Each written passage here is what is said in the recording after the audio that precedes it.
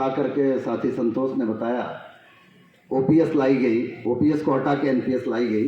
वैसे ही एनपीएस को हटा के ओपीएस लाने का अध्यादेश आना चाहिए था, लेकिन सरकारों की मंशा ऐसी है नहीं।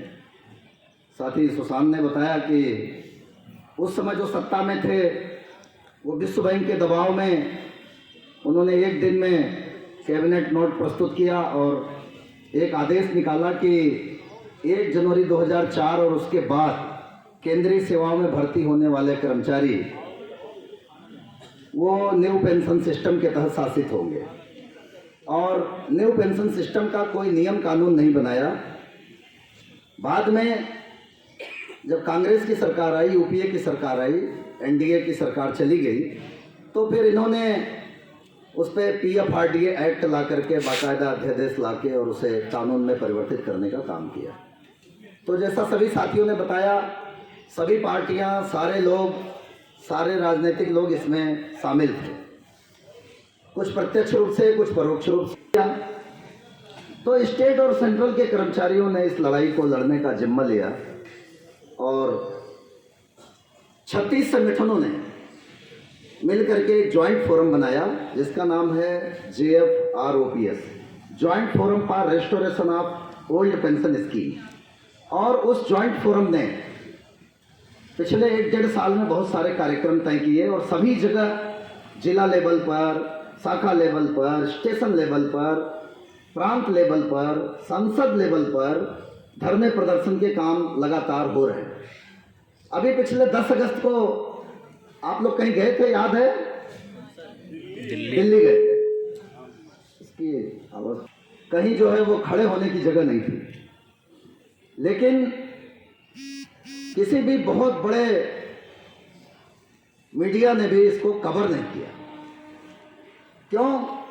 क्योंकि ये पूरा मामला वो सत्ता के खिलाफ जाता है और सत्ता के खिलाफ कोई आसानी से खड़ा नहीं होना चाहता, कोई इत्मीनान से लड़ना नहीं चाहता, कोई संघर्ष नहीं करना चाहता।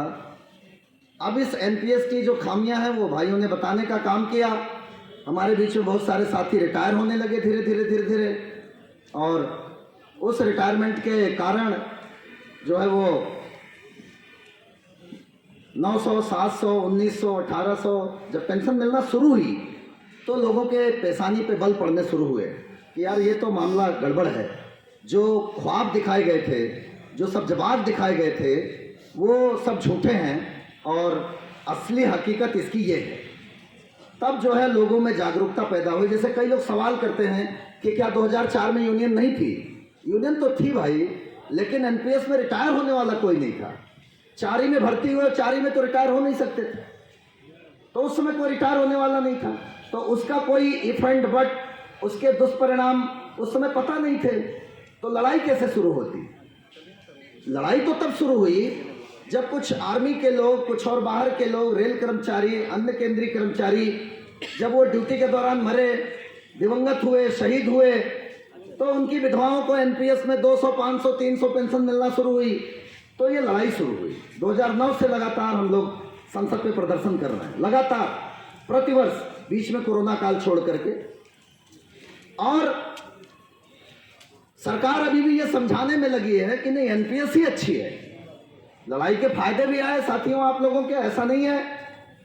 अब कई लोग ये आरोप लगा देते हैं, और चूंकि व्हाट्सएप है, ये बड़े आराम से आरोप लगाने का एक मंच है। घर में बढ़िया बैठे रहो, 10,000 का मोबाइल आपके हाथ में, 10,000 का बीवी के हाथ में, दोनों एक ही पलंग पे लेटे हैं, एक का मुंह इधर है, एक का मुंह उधर है, दोनों एक दूसरे को मैसेज कर रहे हैं, बात नहीं कर रहे हैं। ऐसा जमाना आ गया, व्हाट्सएप का यही जमाना है।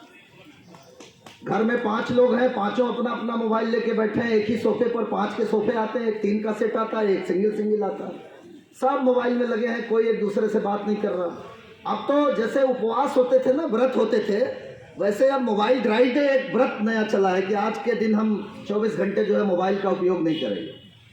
तो डाटा सस्ता है, फ्री में व्हाट्सएप चल रहा है, फेसबुक चल रही है, तो बढ़िया मैसेज उठा के कर दिया। जिनको कुछ नहीं करना है, जिन्होंने अपनी उंगली के नाखून तक नहीं कटाए, कभी यहाँ बैठे नहीं, कभी यहाँ खड़े नहीं हुए, कभी इस रजिस्टर में साइन नहीं किया, बहुत आसान है कि यूनियन ही इसके लिए जिम्मेदार है। यूनियन ही जिम्मेदार है। अरे भाई, जब विधवाएं हुई तब तक कोई नियम ही नहीं बना था, 1 रुपया नहीं मिला उन लेडीज को, उन अनाथ बच्चियों को, अनाथ बच्चों को, उन विधवा पत्नियों को।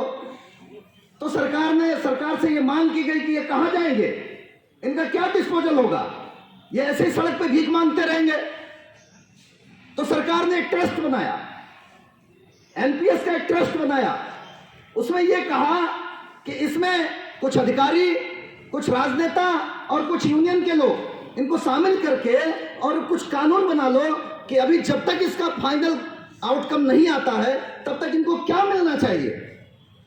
उसमें चूंकि सरकार ने आमंत्रण दिया और अधिकारी शामिल थे, तो उसमें यूनियन के राष्ट्रीय अध्यक्ष उस समय यूरोप के कामरेड मलपुरोहित उस ट्रस्ट में शामिल हुए और आपका पैसा सुरक्षित कराया और उन तमाम विधवाओं को पुरानी पेंशन में शासित कराया, जो कानून आज भी लागू है। आज की तारीख में कोई एनपीएस का कर्मचारी 60 साल होने के पहले, रिटायरमेंट होने के पहले अगर वो दिवंगत हो जाता है, शहीद हो जाता है, रनवर हो जाता है, तो उसकी बेवा को, उसकी पत्नी को, उसकी विधवा को, उसके बच्चे को पुरानी पेंशन के हिसाब से पेंशन मिलेगी।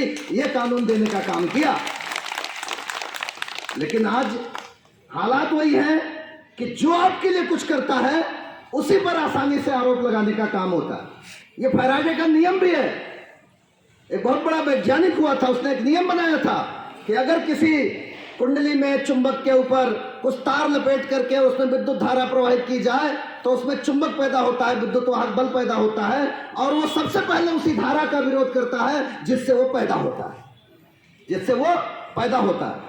तो वो विद्युत वाहक बल, वो चुंबकीय बल सबसे पहले उसी का विरोध करता है जिससे वो पैदा होता है। लार्जेस्ट स्कीम यूनियन लेके आई, यही लाल झंडा। 74 की लड़ाई में, भूख हड़ताल में एक एजेंडा था, बोनस दिया जाए, लार्जेस्ट एक बच्चे को नौकरी दी जाए। लार्जेस्ट लेके आए, हजारों की संख्या में कर्मचारी रिटायर हुए, उनके बच्चे रेलवे में भर्ती हुए। आज वही बच्चे यूनियन का विरोध करते हैं जिसकी वजह से वो पैदा हुए, जिसकी वजह से रेल में पैदा हुए, यूनियन का विरोध करते हैं वही लोग। ये हालात हैं तो आप किसको बोलोगे, क्या बोलोगे? लेकिन जब कष्ट पड़ता है, जब तकलीफ आती है, तो फिर आप हनुमान जी का नाम लेते हो, मंदिर जाना शुरू कर देते हो, किडनी फेल हो गई, हे हनुमान जी संकट कटे मिटे सब पीरा, जो सुमरे हनुमत बलबीरा, जय जय जय हनुमान गोसाई कृपा करो गुरुदेव की नाही, यही करते हो ना। और जैसे किडनी ठीक हो जाती है, हनुमान जी आप अपना प्रसन्न रहो, हम तो अपना काम कर रहे हैं, हम तो व्हाट्सएप चलाएंगे, मोबाइल चलाएंगे। तो सुख में सुमिरन सब करे, दुख में करे न कोई, और जो सुख में सुमिरन करे तो दुख काहे को होए।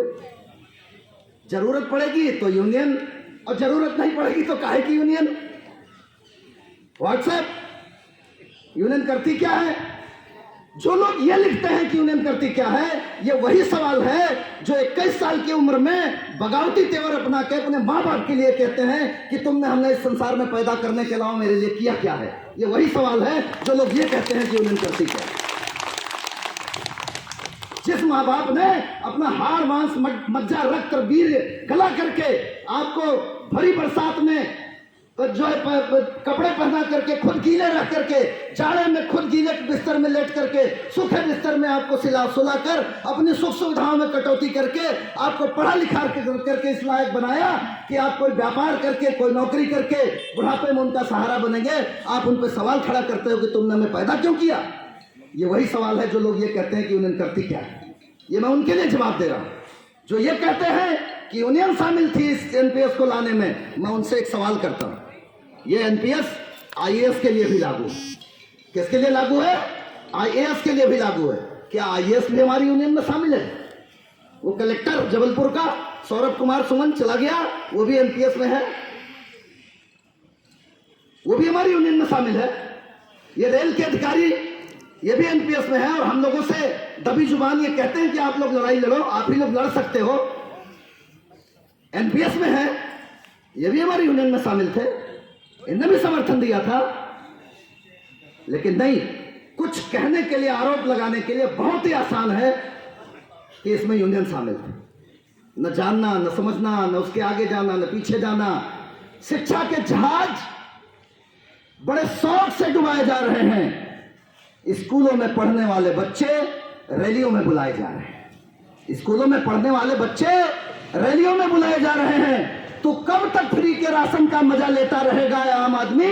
तुम्हारे बच्चे जिस्म से नहीं दिमाग से अपाहिज बनाए जा रहे हैं। हम तुम्हारे साथ हैं। जिंदाबाद जिंदाबाद जिंदाबाद जिंदाबाद। अभी कई लोग कहते हैं कि ये भूख हड़ताल करने से क्या होगा। मैं सोच रहा हूं कि मैं सारी भ्रांतियों का जवाब दूं। बाकी एनपीएस में तो लोगों ने बोल दिया है। ये भूख हड़ताल करने से क्या होगा यहां बैठ के? ये भूख हड़ताल यहां नहीं हो रही। ये भूख हड़ताल अकेले जबलपुर में नहीं हो रही। अकेले जबलपुर मंडल में ये लोग अपनी छुट्टियां लेकर के बिना कुछ खाए पिए, बिना पानी चाय पिए, ये मातृशक्ति, ये मुख्यालय शाखा के लोग पिछले 4 दिनों से यहां पर भूखे बैठे हैं। ऊपर से झरने से गिरने वाला एक एक बूंद पानी नीचे मजबूत चट्टान पर टप टप टप करके गिरने का काम करता है। एक दिन में उस पानी से उस चट्टान पर घाव नहीं होता, गिरता रहता है बरसों बरस, सालों साल, और एक दिन उस झरने से गिरने वाले उस पानी की आखिरी बूंद उस चट्टान के 2 टुकड़े कर देती है। इसका यह अर्थ नहीं है कि उसका सारा क्रेडिट आखिरी बूंद को जाता है। उसका सारा क्रेडिट जो पहली बूंद गिरी थी वहां से लेकर के आखिरी बूंद तक को जाता है। सारी चट्टानों ने मिलकर के, सारी बूंदों ने मिलकर के उस चट्टान को कमजोर करने का काम किया है। ये एक बूंद हो सकती है, ये पहली बूंद नहीं है, ये आखिरी बूंद नहीं है। मैं जानता हूं एनपीएस एक दिन में नहीं हटेगी, ओपीएस एक दिन में लागू नहीं होगी, लेकिन मैं यह भी जानता हूं कि एक न एक दिन एनपीएस हटेगी और ओपीएस लागू होगी। लेकिन आपको उसके लिए संघर्ष करना पड़ेगा। आपको संघर्ष केवल व्हाट्सएप पे नहीं करना है, उसमें भी करना है, लेकिन केवल व्हाट्सएप पे नहीं करना है। अगर आप किसी संगठन के लिए, किसी संघर्ष के लिए अपना बलिदान दे सकते हैं तो मंच पे आइए, बैठने का काम करिए। अगर आप यह नहीं कर सकते तो सामने खड़े होइए। अगर आप इतनी हिम्मत भी नहीं रखते कि सामने खड़े हो सके तो चाय की दुकान में, पान की दुकान में इसकी चर्चा कीजिए। अगर आप यह भी नहीं कर सकते, लिख नहीं सकते, बोलिए, बोल नहीं सकते, लिख नहीं सकते, तो कम से कम जो लोग लड़ रहे हैं, जो लोग लिख रहे हैं, जो लोग बोल रहे हैं, उनका मनोबल तोड़ने का काम मत करिए।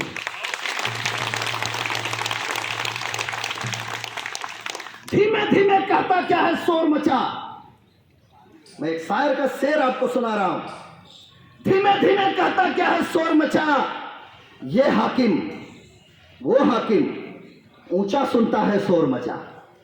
वो हाकिम ऊंचा सुनता है शोर मचा, गूंगे में रहकर तू भी गूंगा हो जाएगा। तू तो शोर मचा सकता है, शोर मचा। आप तो चिल्ला सकते हैं, तो शोर मचाइए। सिंहासन खाली करो कि जनता आती है। सिंहासन खाली करो कि जनता आती है। ये रामधारी सिंह दिनकर जी का शेर है कि आप तैयारी करिए, जो करना होगा वो करेंगे। एक बार दिमाग में ये तय हो जाए कि इस आंदोलन के लिए, इस काम के लिए जो करना पड़ेगा वो करेंगे, तो फिर दिल्ली दूर नहीं है, तो फिर लक्ष्य दूर नहीं है।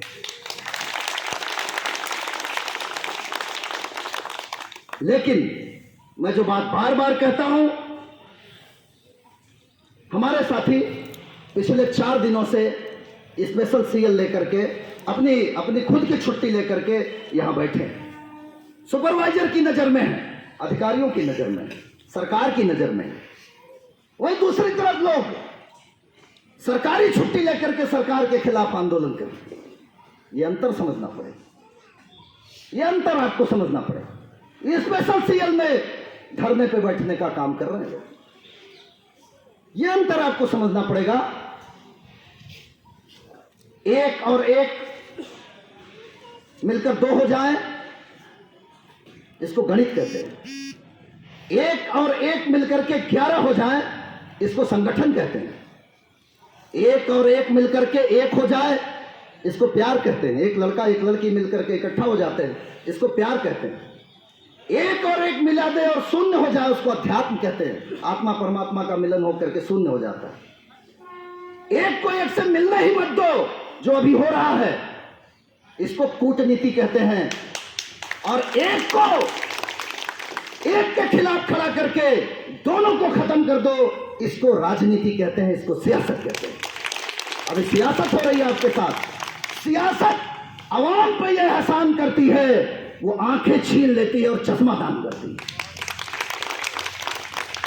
कोई कह रहा है एनपीएस बहुत अच्छी है, कोई कह रहा है यही शामिल है, कोई कह रहा है इनकी सहमति से आई है, कोई कह रहा है इनके लड़ने से क्या होगा। अरे